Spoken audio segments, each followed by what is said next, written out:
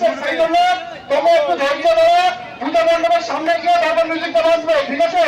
তোমরা একটুখানি সহযোগিতা করো, বারবার মিউজিকটা পূজা মণ্ডপের সামনে যাচ্ছে, তোমরা যেটা দিয়েছে দায়িত্বতে একটু বক্সটাকে পূজা মণ্ডপের সামনে নিয়ে যেতে সহায়তা করো।